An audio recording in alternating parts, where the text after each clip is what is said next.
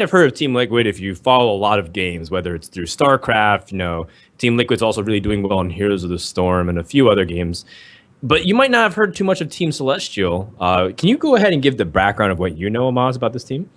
I just know that Tidler is, well, in my opinion, the best player in the world right now. Hmm. I saw him play at DreamHack. I actually see him play in a lot of events, right? There was the VIA game thing as well, and he just plays really, really well. The only time he messes up is when he won the game already, and it was only once in DreamHack. So I think he's actually one of the best players, if not the best right now. So that's certainly gonna be the highlight. Of that team. Frozen Ice and Silent Storm. Not much is known about them. I guess Silent Storm played in some ESL tournaments, right? Do you know much about Yep. his playstyle? Yeah, Silent Storm is known to be a really big, unusual player. Like he likes taking decks and making them surprise people. In the ESL LAN, when he won the Legendary Series Season 1, he did it with a lineup that was really weird. He was the first to really try to make Demon Log work. People were like, why is he playing like Implosions and Mal'Ganis and Mistress of Pain? That's what he was doing. Right. And he also brought a lineup with Priest and at the time Mage when no one was playing Mage post GVG, and he was also playing Shaman at the time, a lot of mid-range Shaman. So he's a very unconventional player. That's why people really like watching him because his decks are unique. And Frozen Ice is kind of like Taiwan's Kolento, or like hyped in a way, like really known for always topping the ends of ladder. Played like Miracle Rogue and Patron Warrior a lot. Like he's kind of like Roger too, who just basically like a practice machine, literally loves grinding it out. So these guys are really fearsome. If you don't know about them now, don't be too mad when they beat your favorite players later, because I think that they come in here as one of the teams to probably take one of those offline spots by force. And if you're underestimating them, you won't be for very long. Yeah, but let's not forget about Team Liquid, of course. Savage has been a veteran since Hearthstone's start, and of course, they recently picked up Sho, a very strong player. No surprise that he's running the Warrior for their team, and of course, Naria has been doing pretty well as well. Still looking for that big tournament win, but maybe it's going to be the Team League Championships. Who knows?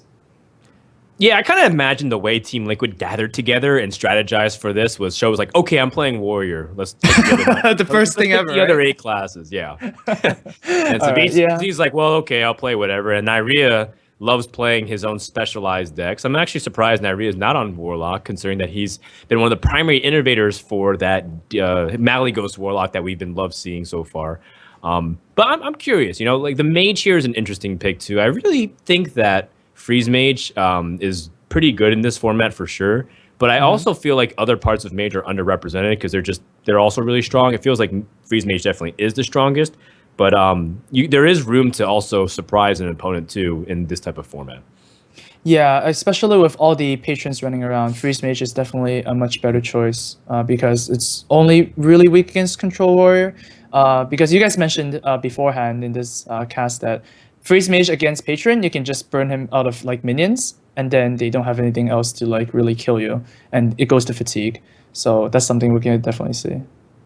All right, cool. Well, I think the first game is about to start, but let's get to learn these players a little bit more. We also have another video just to show you a little bit more and get to know these guys better.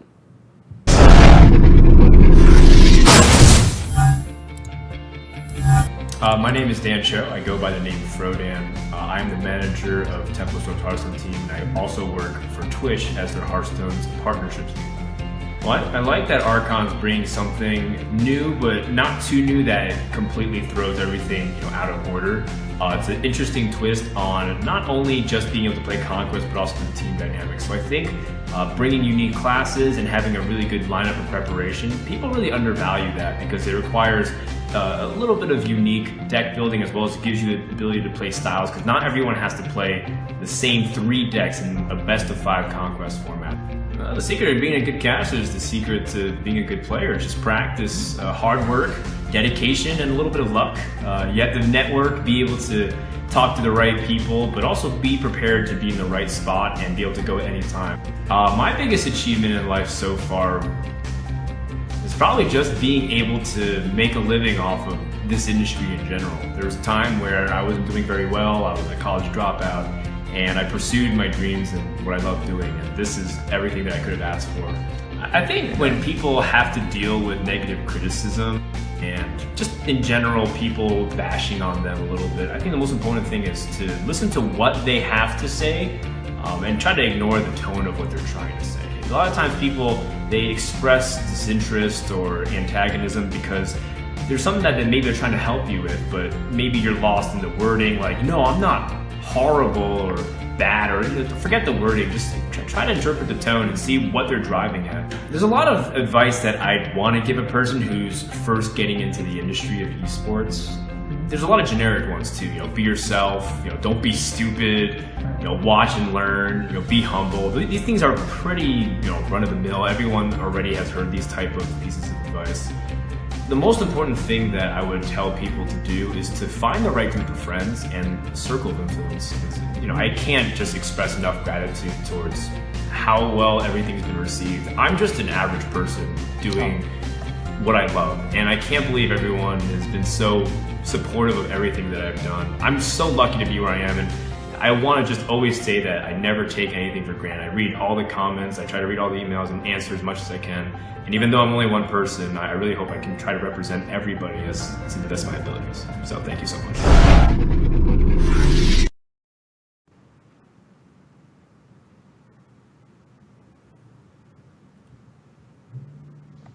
All right, so we got to know me a lot better, which is awesome because I'm my favorite subject to talk about. Whoa, so okay. Thank you very much, Amaz, for that.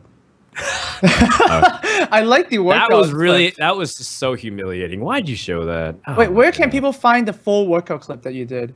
I am actually on a mission to burn every trace of those videos on the internet, but to no avail, it doesn't work because the internet lives forever. So be careful, kids. I am an example of how not to do things at a young age to try to gain fame. Don't do it. It's not worth it. In the meantime, guys, we're ready for our first match. Amaz, we're just going to blow through it. We have Silent Storm versus Savitz. Silent Storm, well, I got to admit, man, he's holding his cards very Yu-Gi-Oh-esque style. And Savitz, he's holding a dagger. I'm guessing because Rogue is his favorite class. Yeah, Rogue is his favorite class. I mean, I had that when the artist asked me for notes for each player, and I was really surprised that Savitz is actually using Rogue in this series. So that's not really an accurate picture, but still, he won a lot of tournaments with Rogue, right? He won C story with the Malagos Rogue. That was very successful actually at the time. I don't think anybody's playing Malagos Rogue now at all, but we're gonna see a mirror match to start here. Both Warlocks. What do you expect these Warlocks to be? Well, I think Savitz would bring Handlock, but he's actually capable of playing anything. Actually, both players are really capable of bringing anything. I feel like Silent Storm would bring more of the weird stuff, like if he wants to bring Demon Lock or Demon Handlock or Mally Ghost Warlock. What about you? What do you think? I think both players are going to bring Mally Lock, but judging by this hand, I think at least one person is bringing Zoo. Yeah, well, maybe a mid-range Zoo because he's got some other things. And there are ways to differ across the zoos. Some people top out at Mal'Ganis. Some people be really aggressive.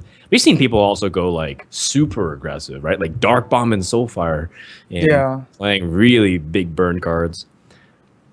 It's interesting that Savitz chose to keep the whole hand there. I guess you're kind of hedging your bets, I guess, with the abusive. But I feel like the abusive is not really going to be played at turn 1 now, is it? Probably not. I mean, the good thing about Zoo now is that because the way it ramps up and the way you can gain tempo, you don't actually have to have the blistering fast start all the time. There's still ways for you to win, even without it. That's nice, though. Flame Imp Bunker. Flame Imp is the best. It's the best top deck, actually. And both players are actually playing Zoo. That's I did not expect that at all. Since Silent Storm did bring that, it was the combo lock that he brought at ESL, right? It wasn't Demon Lock. Oh, I think you might be right. Yeah, it was the Arcane Golem with the Power of Overwhelmings and the Facelesses. Right. I think that it is right, and he was using Zalae's version, in fact, but with his own spin on it. Right. But yeah, you're completely right. It was the combo demon. I just remember he played Mistress of Pain. I was like, what? Yeah. So. Yeah. If I can recall that, I think he also had a Demon Heart, which was really cool too. Yeah, some cool cards. But for this one, I guess we'll just have to see if people, if these players are gonna actually hit some big demons with Bane of Doom, right? Is that a card you actually like in Zoo? Because I think it's like super powerful, but it is a 5-mana card, so you can't really run things like Lotheb anymore. Yeah, it's extremely expensive, but I think it provides a lot of interesting flexibility to Zoo because sometimes you need to reach past things and like eliminate them, especially if you're playing this type of match where there's a lot of annoying things being tucked away, like the knife jugglers and whatnot. So I think it's okay personally. Okay, and it can go past taunts, right? Though. Yeah, I've seen you use it a lot though. Yeah, so I don't know use necessarily what double you're copies because I mean, why not summon a Morganus? I mean, my RNG is good, but Yeah. I've been phasing it out lately because it's very expensive, I think. I And think Bane of Doom is like a perfect card for you, Amaz, because you Oh. you were playing the priest for a while, and everyone was like, hoping like they were wanting to watch your thought steals. That was the big thing. Right. And then you started, realizing priest might not be the best class to bring, so you started gravitating towards other stuff, hunters and handlocks, etc. But like, where was the Amaz flair? And then when Bane of Doom came out, started getting reworked. I was like, oh, that's definitely an Amaz card for sure. Well, the thing is like, Thought Steal is better than Bane of Doom for sure because it just like you can pull more legendaries, right? And like Bane of Doom, you kind of need. There's Only a one requirement. Yeah, well, one legendary. Yeah, sure. Okay, So. 2 is more than 1. So here Savage, is looking like his board is pretty weak actually. So Sunstorm can actually have an option to tap here if he wants to, just to match up on the card size. But no, he's just gonna play everything down and hope for a good Bane of Doom next turn. Yeah, it's unfortunate that the implosion was so swingy, where it just very clearly dictated that he's not able to do anything on that turn. Mm-hmm. But I mean, this matchup's still far from over based off the way the hands look, right? Yeah. If you can deal with the board one time where you have a lot of cleanup, where you get a big taunt or big minion, then I mean, it's as simple as Void Caller pulling out Mal'Ganis or Doomguard. Yeah, it looks like Savage has a very good next turn with the Void Terror basically forcing the Void Caller to die. Actually, we have a Shredder in the Zoo deck. That's something we don't see too often. That's really curious. Pilot Shredder. That's something that I wasn't expecting. Just because it feels like... It kind of makes sense if you're playing more of a mid-range style anyways. The Pilot Shredder is great for building the board. But like, what's the purpose do you think it functions other than just having a really strong, sticky, sturdy minion? In-game is pretty good. But yeah, I think the function is to actually defeat more mid-rangey decks, right? I mean, against something like Rogue or something like a Warrior, Shredder is their worst nightmare, so they have to kill it twice. And I guess that's what's going through Silent Storm's head when he's going to through the deck building process. He's expecting more of those, or maybe he just wants a better matchup against those classes. Gotcha. Yeah, a bit unique, I guess. Not everybody's playing Shredders. And this Sea Giant from Savage is going to do a lot of work. Yeah, he's actually got a way to play Sea Giant and Void Terror this turn, right? Is there? Yeah, so I think you kill the Haunted Creepers. Oh, that's actually really cute. Play Okay. I don't know if you want to do that per se, because it might be better to eliminate the higher attack minions. But if you want to go for like the biggest swing possible. Wait, but can you even do that? I don't think you can because you kill the creeper and only one takes its place, right? So it's gonna be at 3 mana. So yeah, I don't think it works out as well. No, because then you summon another minion with Void Terror. Yeah, but then you eat your Void pulling Caller it. as well. Oh, you're right. Yeah, so maybe I it's like miscount. yeah. Yeah, Oh, maybe you I got the mis- Doom Guard. Oh my god. Oh, but he doesn't have time. Does he have time to play it? Oh, Or do anything with it? Did he attack with it? We'll see. I think he did. He like hovered over it. Oh, okay. Wow. Ooh, close moment. That would suck if he. Oh man. Doom Guard as well. I think Doom Guard is just too important here. Yeah, I think you're okay with parting ways with the Pilot Shredder. You can kill off the Void Terror and then play this Doom Guard and control the board. Oh wow. No. He actually wants to There it is. get more value out of his cards. So implosion in the middle. That's not pretty bad. pretty. Sea Giant is gonna be Seashine's gonna be amazing. Oh man. pretty cheap. Yeah, that's It's a 3 3 mana mana. Sea Giant. 3 mana Sea Giant.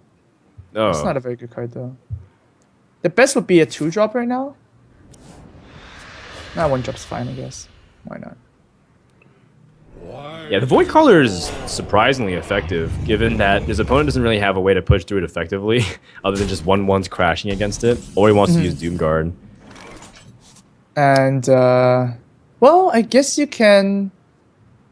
Wait, that's kind of weird. What's This weird? is kind of awkward. Because, like, if you play the Void Walker first, you can't play the Doomguard without sacrificing a 1-1. Yeah, you can just push in the 1-1s here. It's fine. Yeah, okay. Just I like go that he's all- keeping the imps too. Yeah, in case yeah. he has Mal'Ganis, then the imps get this demon synergy. Of course. Would have liked the show to be in the middle, right? Generally speaking, yes. I think there was an exception that I was told once based on Violet Teacher. If Violet Teacher's in your deck, then you generally want the Pilot Shard to be on the outside because then the 1-1s get the buffs over the Violet Teacher. That And was of what I course, was we're told. talking about the Flame Tongue Totem or the Direwolf Alpha that's pops up the shredder. Right, because it gives the minions next to it plus attack. Small optimization. I actually lost the DreamHack match because that one game I forgot to do that. I got Flame Tongue and then I couldn't get 2 damage. Was it a match that it was in Swiss? Or It wasn't the- streamed. It wasn't streamed. Okay. So yeah. So you made your life harder by doing that. Okay. Yeah. You still end up qualifying for top 8 like a boss. Right. But still, it's you're not supposed to do like mistakes like these at such a high level. But right now, Savage is looking like he's in a very troubling spot because the thing is like if he taps right now, he's down to 11 and he's actually dead from Doomguard. So he might actually skip on tapping, but man, He's staring at the world's most valuable Void Walker. It's a 1-8. It absorbed 8 damage. right. But That's Savage amazing. not tapping means that he's gonna survive one more turn. But if I'm Silent Storm right now, I would just play Doomguard and just go all face. Because he can't. If your opponent can't tap anymore, the options are super limited. And of course, you play the in-game boss first. Yeah, you utilize the 8 mana, play the Doomguard. Pilot Shredder still be on the outside. That's true. Guess Well, he's an if- introvert. If the Doomguard is placed on the left. That's true. There's still potential. No, Doomguard likes the spotlight. Doomguard's he likes the attention. He likes being. Yeah. Oh, actually gonna hedge his best one more time. I guess Silent Storm did lose to double power overwhelming, but it's highly unlikely. So here, I guess the Savage is gonna die anyways. You might as well just tap here. Hope for Argus. Right. Defender of Argus would be great. Yep. Everything else would be kind of bad. Oh my sweet lord, Mary of Joseph. Commentator's blessing, I guess. That is crazy. So if he does this, though, does he still survive? Because he's working on effectively 13 health, and his opponent will have 13 damage next turn. Well, 15 health because the Argus buffs him by 1. Right. Oh, you're right. Yeah, sorry, I forgot So about that. would you go face with the giant? I would pretty much go face here. Mhm. There's no reason to clear something if you can't clear them all. Yes, I agree. You actually make it a little bit easier sometimes to get through by doing so. The alternative is to try to attack the thing that makes it the least convenient. Like, so for example, naturally he'll want to use his Doomguard to try to go into the giant because it's on low health anyways. Sure. But so then you try to like make it so it's awkward, but there's really no way to make it awkward trade for Silent Storm. So I No, like no. the face attack. Oh my god, double shredder. Jesus. So he's Very not got one mid-range or heavy. two. He's got 2 shredders. Yeah, 2 shredders. Yeah. Oh wow. Can we get lethal with some juggles? Potentially, because he's got He's got a lot. 2. Yeah, he's got 3 juggles at least. Yep, so the first one, we'll see where it goes. Oh, face is Face. good. Face is good. Well, actually, anything that's just not the Argus, right? Oh yeah, that's true actually. There's 3 out of 4 targets you want to hit. Yeah. Alright, so here's another one. Whoa! Oh, is that the end of the dream? Uh, Yeah, it doesn't really matter. It's still like really tough for Sweet to come back from this spot. oh really? He just needs to top the Doomguard. That's not that hard. Boom! No. Okay, so here's the tap for question, it, right? or Well, do you no? want to play Mal'Ganis here? I wouldn't. I think Mal'Ganis is the real safe play, and it's like the guarantee thing. He has to draw Owl to get past it and kill you, or Right, his but own then- damage, or his own Yeah, damage. but then he buff. kills your Mal'Ganis pretty much, right? Like, Right, but then you squeeze in He's gonna dedicate 7 damage to Mal'Ganis. Yeah. Oh, I don't know. You should tap first. So if Savage is doing this, he's gonna play Mal'Ganis, right? Right. So I think you kill the Shredder and hope for a minion that has less than 2 attack, so that your Mal'Ganis actually sticks on the board. Right, but you should He's kill actually- the juggler first, I think. Oh man, he's thinking about it. He's thinking of tapping just to win right now. This is really hard. He hasn't Savage hasn't seen a Doomguard yet. Mm-hmm. It's also like Abusive Sergeant hypothetically could help him too if you got the juggle. But I think this is just the real safe guaranteed play. Oh yeah, okay. Oh man, that's not a good one. Well, yeah, there's still hope though. It's not completely over. That's Oh, not Flame Whip helpful is at so all. dead. Yeah, what is this one? Oh, that's also a dead card. Jesus. Well, the Poly Shredder might pop something though. Well, that stops Doomguard. That does being able to actually do stop anything. it. Yeah. Well, Savage is gonna. Amusingly enough. If Savage sees a Doomguard, he's gonna be pretty pissed off because he would have He won exposes last. himself now to an owl in the Doomguard. Oh, but then that's 2 card combo. I don't think you play around that, right? Yeah. Oh, wait. That's 3 juggles. So you need 2 juggles to hit the Flame Imp at least to stay alive. What if it That's hits basi- 3 times the unstable ghoul, and then Oh! it hits the boombots go to the face and kill him? That's a win, right? I want that- that to happen, Amaz. I think everybody does. And That's, he can that's- actually double. Oh, he can double his chances because he can power overwhelming yeah. one of the boombots. The Boombots, yeah. And oh, that wow, that's dies actually and really you can hit cool. the face. Wow. Okay, let's try. Actually, so if one juggle actually goes to the face, he might have a lethal chance too. He might have lethal chance. All right, He's gonna go for it. This is a big juggler, and oh, that's good. That's good. That makes him stay alive. Oh my Oh. god, he stays alive. Oh, Wait, so do you okay, power form him no. now? Because if you hit the egg, you lose. But if you also hit the face for 4, he can't tap. Okay, so do you take the chance here? I would say so. You have Dr. he Boom takes on the the chance. field. Oh, Savage is a gambler. Where's the Boomer gonna 1 go? out of 4. Oh, No! Oh, okay. Wouldn't have mattered, but that's still Oh yeah, the it worst. mattered, but still, it was quite disastrous.